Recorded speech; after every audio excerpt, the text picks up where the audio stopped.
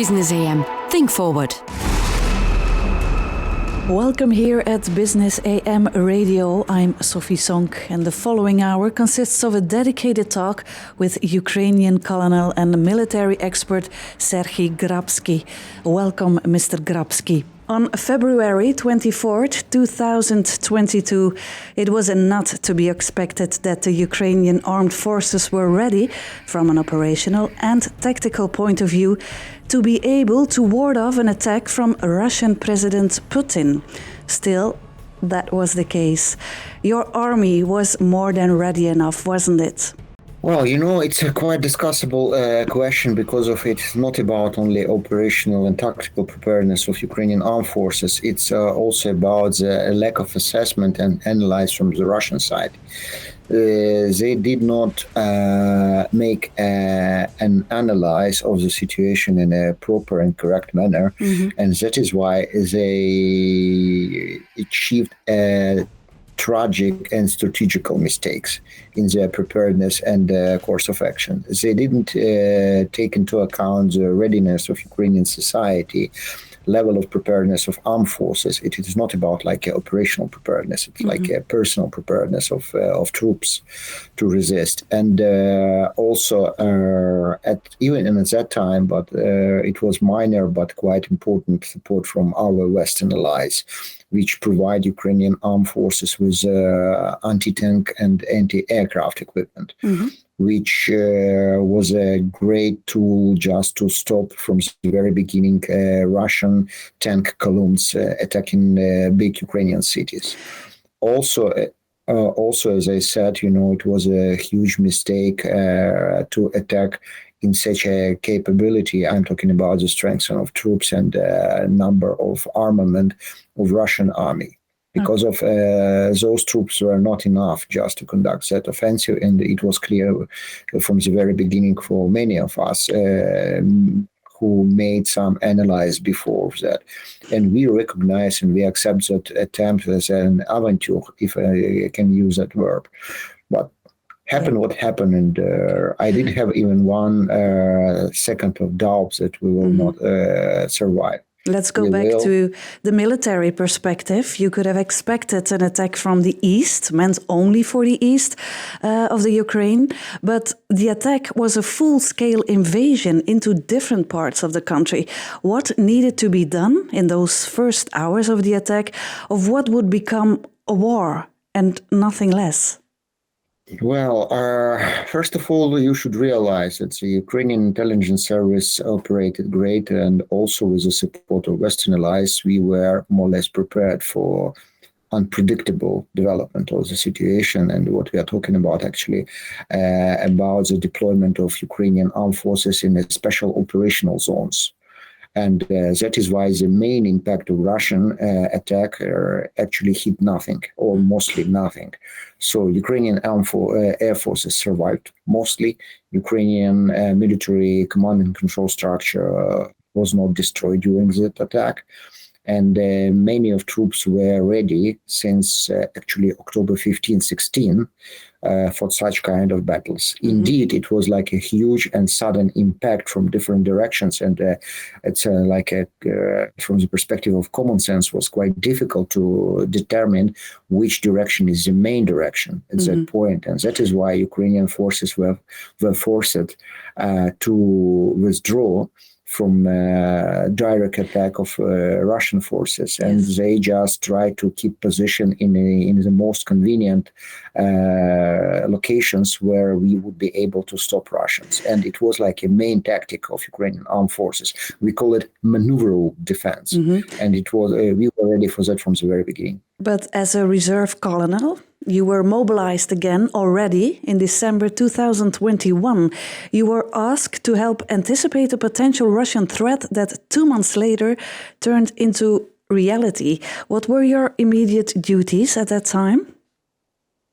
Well, at that time, yes, indeed, we started our preparation in active preparation in December 2021. And since that time, we just carefully assess the development of Russian troops, deployment of Russian troops. And, our first reaction in my particular case was just to rescue my personnel from the direct impact. And we deployed our personnel to the west of Ukraine, first of all. And it was a plan, actually. So we developed that plan. We created different routes of evacuation. And we just initiated a signal, which allowed our personnel to retreat from the location A to location B at the time. How can a small Ukrainian army be so disruptive to the much larger Russian troops? There must be some great strategists at work here. Absolutely, but I have to make one comment about that. Yes, indeed, as we called like a Ukrainian army as an army of 23rd of February was quite small, like almost something around 250,000 of active personnel. However, don't forget that we had at the time almost 1 million, literally 870,000 active reservist troops. In addition, and those reservist troops were not like usual mobilized troops, and just as we use that definition in old times, those reservists were dedicated and assigned to the specific units, specific positions, and people were know what should they do. And it allowed us just to mobilize all of those regiments, brigades, battalions in 48 hours, actually. But how did you how did you make an army out of people who have never ever held a rifle in their hands? I'm talking about Ukrainian business people, traders, working people, so civilians that have never served before in the army. I don't suppose all these people were prepared to die from day one? Well, actually, I can't agree with such a statement, I can say, because of, don't forget, our war began on 20th of February 2014. And over the last 8 years, at that time, many people ran through so-called operations on the East, which increased significantly our military capabilities. In addition to that, many of people who took full responsibility for their country, for our country, passed through a personal safety and military training. I'm talking about like a first aid training, communication training, tactical training, and other things. So I can't say that many of them had no even one primitive military experience. Many of them had. And volunteers who made like a first line of defense accept the first very massive and critical impact of Russian troops and slow down them and stop, in fact, in final. Yeah. So, and then we develop our training centers where we started immediately to train our soldiers, our troops from people who were mobilized or joined to army voluntarily. Oh. In the West, I suppose it feels less like there is a war raging in the eastern part of the country. Is the Ukrainian army ready to defend the West and the East altogether? Yeah, absolutely. Absolutely. Even my trip from Kiev to West showed that I could say literally each location in Ukraine was ready to resist. There were many strongholds. There were many trenches, positions among all Ukraine. And it shows that Ukraine was ready to resist from the beginning to end of our land, including like a Transcarpathian region and other regions neighboring to the Western countries. So, and even from that perspective, I would say that Russians, even in case of a more deeper advance inside of Ukrainian territory, would exhaust their capabilities and they would never achieve any results as they expect to achieve at that moment. Because as I said from the very beginning, in our analysis, we did not anticipate that Russians will launch such kind of adventure, having such a strength of troops and a number and quantity of armament and the equipment as they had at the beginning of the operations. So you felt safe all the time, going from the east to Absolutely. the west. Okay. Absolutely. Okay. We are leaving this chat for just a little. We'll be back shortly with Ukrainian Colonel Serhii Grabskyi. Business AM. Think forward. We are back with Mr. Serhii Grabskyi, Ukrainian colonel and a military expert, and we are still discussing the ongoing war in Ukraine. In the West, we sometimes hear stories that Ukrainians and Russians have been brothers for so long, and now they are fighting each other. Has Ukraine ever had a brotherhood with the Soviet Union or the Russian Federation? It is a wrong message of Soviet and Russian propaganda. In fact, each generation of Ukrainians fought against the Russians in our history since 1362. I'm not mistaken, from 1362. And only generation of my parents did not have a chance to resist Russians. My grandfathers and grand-grandfathers fought against Russians in different cases, in different uprisings and in different situations. And there are many and many uprises and resistance cases of Ukrainians against the Russian invasion in a different capacity, in different scenarios and situations, at least. Moreover, after the end of the Second World War, in the west of Ukraine, Ukrainian rebel army resists against the Russians over the 10 years without any support. Before the Second World War, Russians killed by famine more than 8 million Ukrainians. Why? Because of strong resistance of Ukrainian society during the so-called civil war, as you used to hear from history, but in fact, it was like an invasion against the independent Ukrainian Republic over there. So it was a tragic of Ukrainian people, but we never ever forget who are they.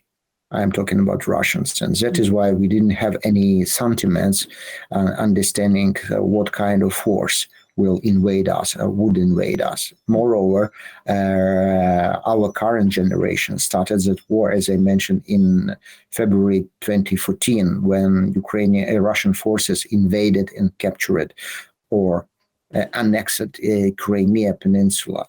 Mm-hmm. It was a start of our war, but for me personally, when I started in Academy of Public Administration, it was clear from at least 2006 that war is coming, and mm-hmm. we will fight with Russians. And what is the hardest part for people fighting in the Ukraine armed forces since the war started? Is it lack of ammunition, lack of food, or the mental aspect of warfare, the psychological weight of having to kill people or getting killed yourself? Is there time for sentiment right now? No, absolutely not. There is no even one single sentiment. Moreover, Russians have declared already their aims and further steps in Ukraine. And those steps are kill all Ukrainians or people who keep Ukrainian mentality as a nation and invade all country.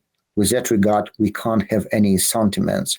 And as our predecessors in Ukrainian rebel army, Ukrainians as soldiers resisted to protect not only like a Ukrainian as a state, we protect literally each of our family members in this war.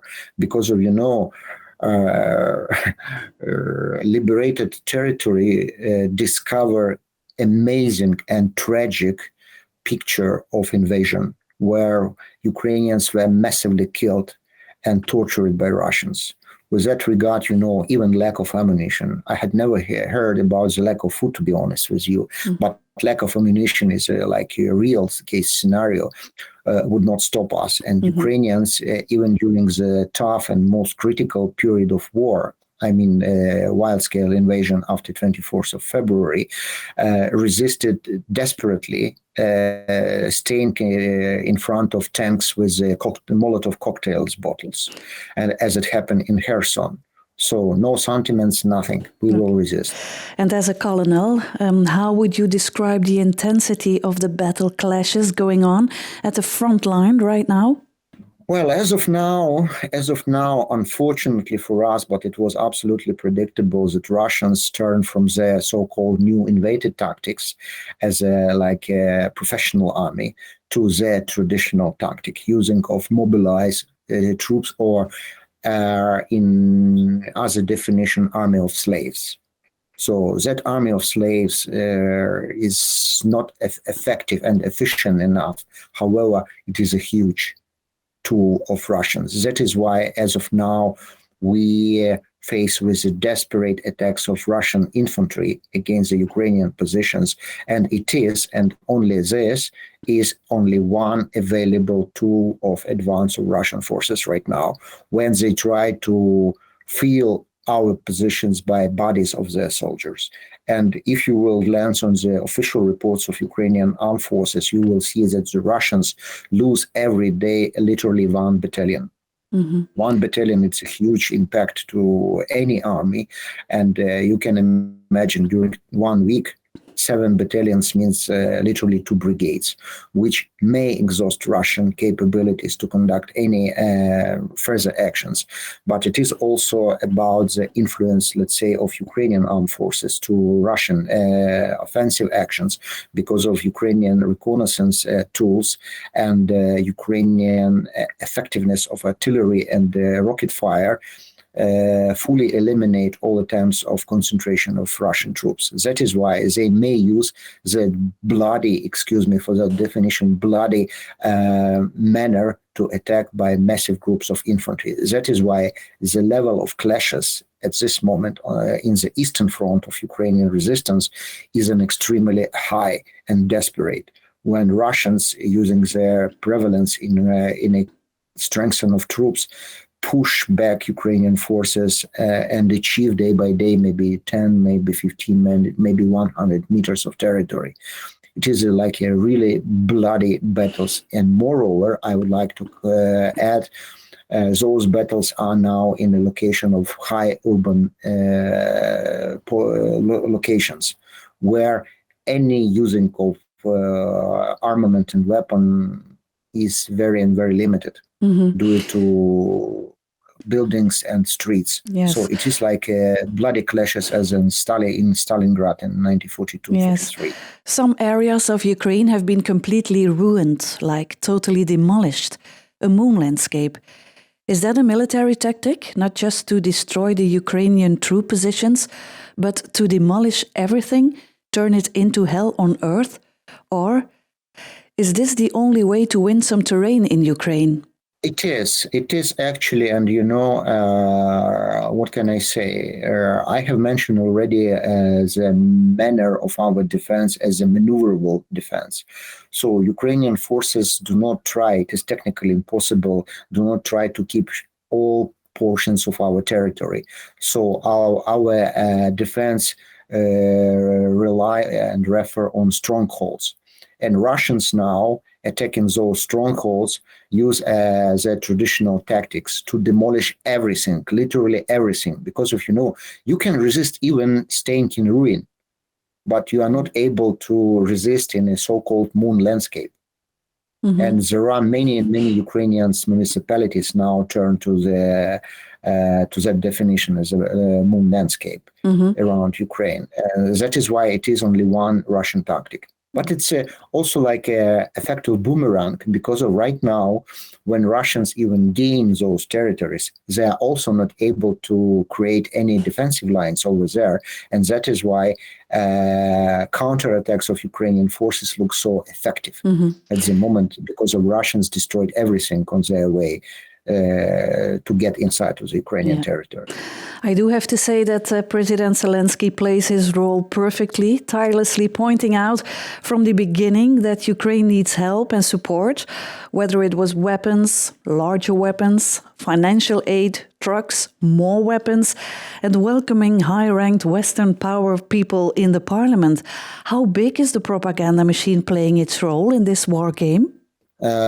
Propaganda machine of Ukraine or Russian? Both sides. Well, I participate in many interviews around the globe, to be honest with you. And what I found over the last almost year, I found that the propaganda of Russians did not change. So they use the same statements as they used before. In this case, Ukraine does not need to create any propaganda because of everybody can visit Ukraine and see what happens there. Everybody, and I know dozens and dozens foreign journalists who came to Ukraine and without any influence of propaganda, as we could imagine, for instance, from the Soviet time, they turned to be Ukrainian supporters, full supporters. And I had a chat wishing good luck to my friend from one of American newspaper. He said, I'm coming back to United States now to put in hell those senators and other representatives of our parliament who have some doubts, do we need to support Ukraine or not? We must do that. It is not about propaganda.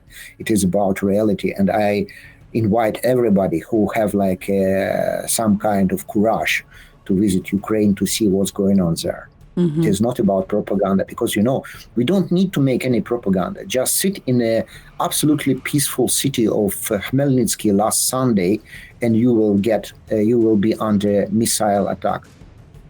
Okay. And it is the same story in each particular location. Visit our hospitals. See not military personnel, see civilians which got injuries due to attacks against civilian infrastructure in cities of Dnipro, Zaporizhia, Kherson, Kharkiv, and other cities. Okay. It is not about propaganda. It is about a reality of our life there. We are leaving this chat for just a minute and we'll be back with more on the Ukrainian war with Colonel Serhii Grabskyi. Business AM. Think forward. Welcome back. You're still listening or watching Business AM Radio, and I continue my conversation with Colonel Serhii Grabskyi, Ukrainian military expert. Some battles seem desperate, with little advance for the Russians. They can only reach the outskirts of the cities they actually want to take. That desperation is out there for the whole world to see. Even in the south, they are not good at common battle.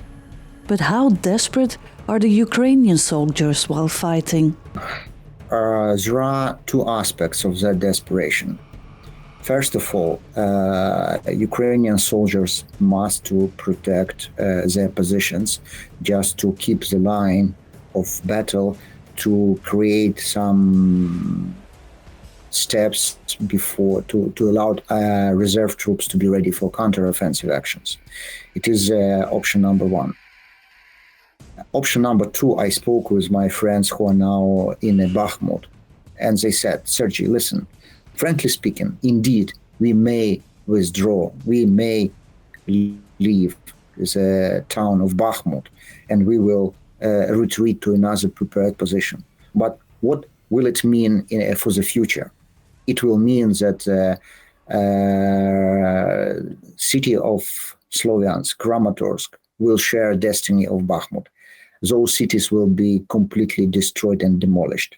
And that is why it is about resistance, not from the perspective of military needs. It is about resistance of protection of our lands, protection of our economy, protection of our people over there. Because there is no chance for people who will stay in a territory occupied by Russians to survive in a good manner, because the Russians simply do not respect any international military law statements, and they do not protect people. For instance, in case of Mariupol, right now they were not able to restore heating system, water supply system, electricity and power supply system and other system. So people strongly suffer from Russian intervention, and it is an additional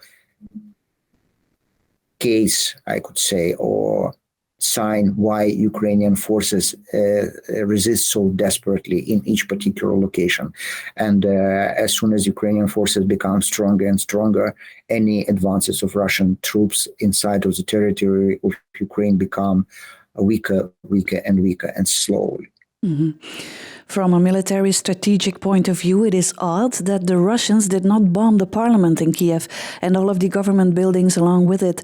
This could have drastically changed the outcome of the war, or not. I mean, the president could not openly communicate anymore. He could not welcome leaders from all over the world in Kiev. Why did Putin not do that? Well, interesting question. But it is another option for me to invite you or other brave people of Belgium to Ukraine to see why. And you should realize, first of all, from the very beginning, it was not like a military target to attack like a parliament building and the district. We call it governmental district in Kiev. Because from the very beginning, Mr. Putin and his people, his assistants, I could say, suppose that they would capture Ukrainian capital quickly and without any issues to do so. And with that regard, they were strongly need just to have like real buildings as a symbols of Ukrainian sovereignty, just to show transference of the power from, let's say, bloody Nazi regime led by Zelensky to pro-Russian or welcomed regime of Mr. Medvedchuk, for instance, having all of those locations safe and in one piece, let's say. It is option number one from political perspective. And from military perspective, it does not make any sense. Why? Because of our governmental district locates on so-called Pechersky Hill. And the deepest metro station is exactly in that location. And the name of that metro station is Arsenal. So you may imagine that that governmental district was established during the Soviet time. And all command and control system were hidden underground, keeping the level of protection able to resist even during the nuclear war. So Russians at the moment do not have any even potential tool to destroy that command and control system. So from that perspective, it would be wasting of resources, trying to bombard the districts. Moreover, we are not talking about like a building as a symbol of Ukrainian power. We are talking about people who are Ukrainian power, elected by the people of Ukraine. That is why, who cares? We will rebuild all buildings. But if our government fall, we would be not able just to rebuild that government in a quick manner or in the same capability. That is why probably, from my point of view, Russians did not attack the district. It does not make any sense from any perspective. And what is Putin's greatest fear? And what do you suspect he might do about that? Oh, well, now the greatest fear of Putin is his surrounding. Why? Because if for our part of the land, I'm talking about the civilized lands of Europe, states of Europe, we can't understand what may happen if you potentially could lose your power as to be resignated or just to shift back from one on another side. But in case of Russia, having the specific mentality, losing of power from political perspective and political definitions will mean literally physical death.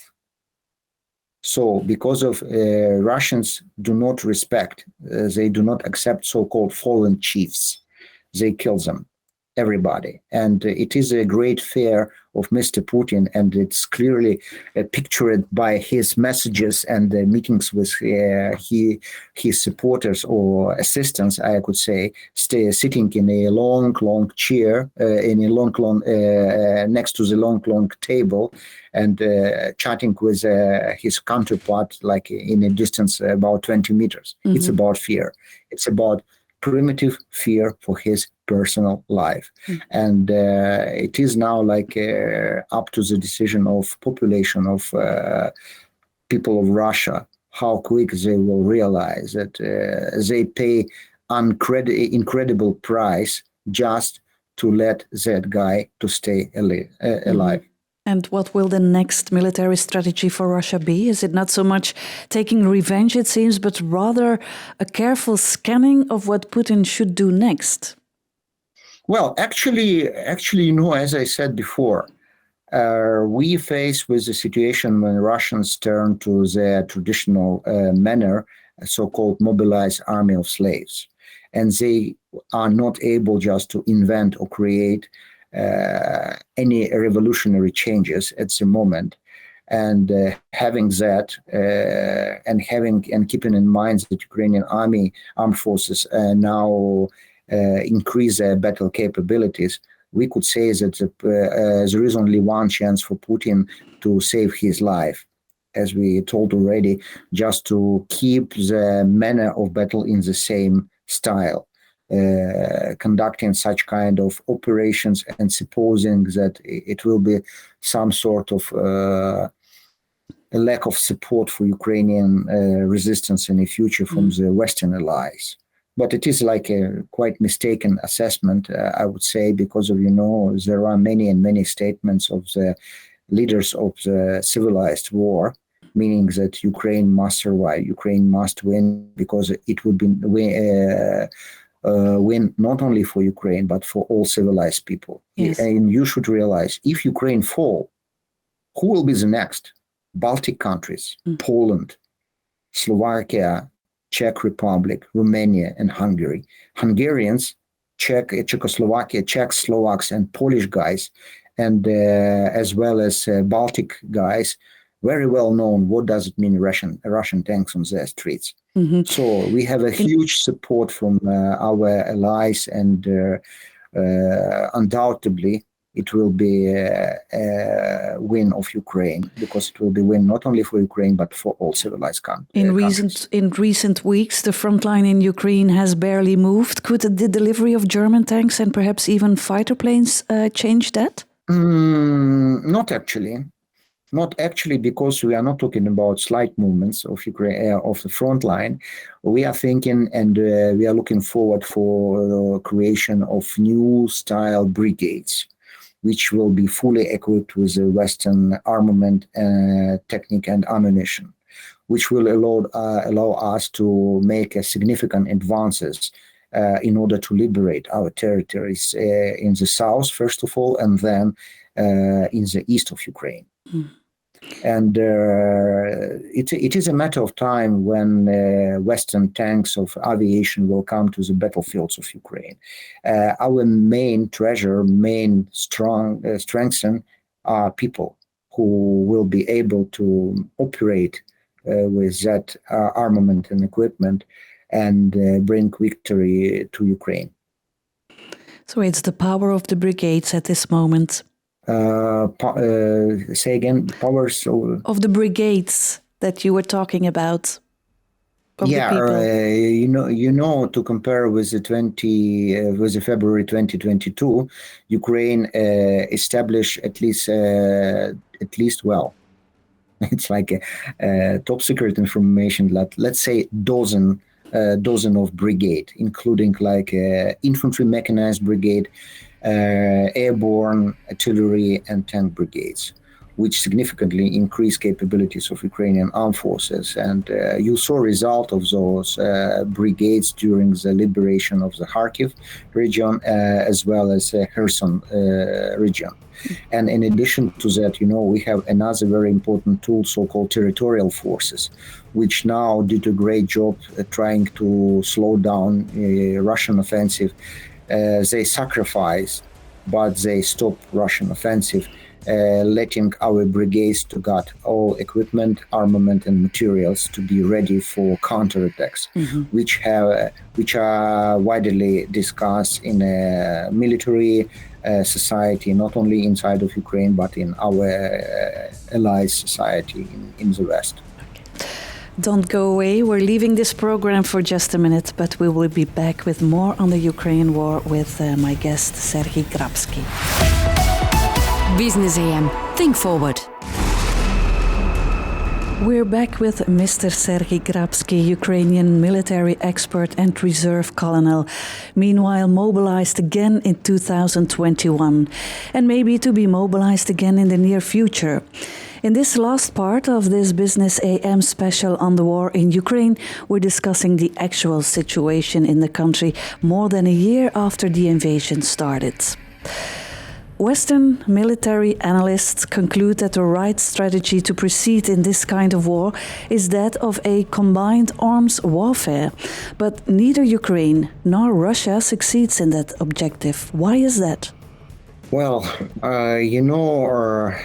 my first statement would be because of both sides of conflict, actually, as the old world were not ready for such kind of battle. Because from Russian side, they're supposed to capture Ukraine maybe in 1 week, and the process of preparation for long-lasting conflict must take at least several years. Russians didn't take it into account, and that is why they try to use the improvised forces which were able to be deployed to Ukrainian borders before the conflict started. I mean, wide-scale conflict started. From the Ukrainian part, as I said, other side, Western side, was not prepared for such a battle also, and we face with a lack of armament and ammunition in the whole world, including the United States. Because of over the last 30 years, after the end of the Cold War, people suppose that it is impossible even to imagine a war in Europe. And that is why a military machine or industry of each country simply slow down to the level of, let's say, tactical needs of their troops. And with that regard, right now we are in a position when each part of conflict tried to regain their aims. And what we are talking about, Russians have to rely on their internal support capabilities only, and their economy, which is very limited right now due to the influence of sanction. And the Ukrainian side, despite of increasing wave of Western ammunition, equipment and armament, is not ready at the moment because of that wave of support is not enough at the moment just to break a situation to Ukrainian side. And we are on the, let's say, certain balance right now, who will get a prevalence against each other. And it seems that Ukraine now rely on almost 50% of world GDP from the Western countries. And Russians' capability is only 1.5, maybe 1.7% of GDP of the world. So, and that is why Russians try to extend that conflict and try to make it longer as much as it possible. And from Ukrainian side, we now started to receive all of those equipment. You may imagine. Let me come back to the example of Kharkiv offensive operations. Ukrainians had less personnel, less armament, less equipment and ammunition doing the offensive operations. You may imagine what could happen if Ukrainians would have more than Russians' capabilities. But we are limited by real factors such as lack of ammunition in the world. It is not about our allies will or do not will to support us. It is about a real picture of the situation. And if the Ukraine military is to make progress in this war of attrition, it will have to deploy Western weapons much more purposefully, according to American experts. Do you agree with that? Absolutely. Absolutely. It is also from another perspective. Russian equipment, Russian armament is a legacy of the Soviet time of massive armies. And no one is in civilized world now may produce such a big amount of armament and equipment, military equipment, I mean. With that regard, it is not only our needs and our will to receive all of those of that ammunition, equipment, and armament. It is like a reality of the situation. And also Ukraine, as well as all civilized world, does not have the capabilities to produce post-Soviet and let's say Russian ammunition and armament. So we have to rely on capabilities of military industry of the West. And with that regard, logical way just to receive and replace all of our old stuff, ammunition and armament, I mean Russian or post-Soviet armament and ammunition to Western types of that equipment. Let be short. Combined arms warfare is a combat technique that combines different types of weapon systems. In this case, it means matching infantry tanks, artillery, naval forces and aircrafts. Could the Ukrainian Armed Forces be trained to implement such high-stakes war tactics on an operational level, coordination and logistical level? We are right now, because don't forget, our war of my generation started in 2014. So, and I have to be quite precise with that regard and discover some secret information. It is not actually secret, it's quite clear, and you could find it in open sources. But each Ukrainian brigade passed through this special training at least as minimum 3 times. And we are talking about the training conducted by the United States, United Kingdom, Canada, and other allies during all of those years of our fighting against the Russian invasion in Crimea and in the east of Ukraine. So we are actually ready, and we do our best just to implement a new manner of the war in our current war. Moreover, I would say that now we use quite unique techniques which allowed us to achieve positive results and liberate our lands. Mm-hmm. Presumably have less personnel, less armament, and less equipment. So it is about technology. It is about even using of Starlink as a quite important tool for our counter-battery fighting against Russian artillery at the moment, and other things. I can tell about that hours and hours. Mm-hmm. Just to save you time. Trust me, we are ready to do so right now. Okay, Putin seems eager to take Moldavia. If he could just take the Chisno airport, he suddenly has an option to start attacking the west of Ukraine. How do you see this? Or what about this scenario? First Odessa falls, and then all of Moldavia falls. If your answer is, in that case, NATO should start to protect us, then we could well be on the brink of World War III, don't you think? Well, I have to calm down you and our participants, because of this scenario looks literally absolutely unrealistic. Why? Because of the distance. The main force of Russia is ground troops. And with that regard, Russians had a chance to advance to Odessa, but they were stopped on approaches to Voznesensk and Mykolaiv. And their withdrawal from western bank of the river Dnipro completely stopped any attempts of further advances to the territory of the west of Ukraine. I'm talking about the west bank of the river Dnipro. So with that regard, even operation like airborne operation against the Chisinau airport looks completely unrealistic, to be perfectly honest with you. Because of, let's count number of shot down Russian missiles during the Ichov attack. It is about 70% of all amount of all quantity of missile coming from Ukraine were shot down. So you can imagine if, for instance, 10 airplanes with airborne troops will appear in the sky of Chisinau. 7 of them will be shot down by Ukrainian anti-air force defense, which make that scenario absolutely unrealistic. Yeah. However, if it may happen somehow, but I can't imagine it, to be honest. Russia. What will? Russia possesses high-tech anti-aircraft systems that makes it difficult to deploy aircrafts, even F-16s. But what if Putin opts for the nuclear option?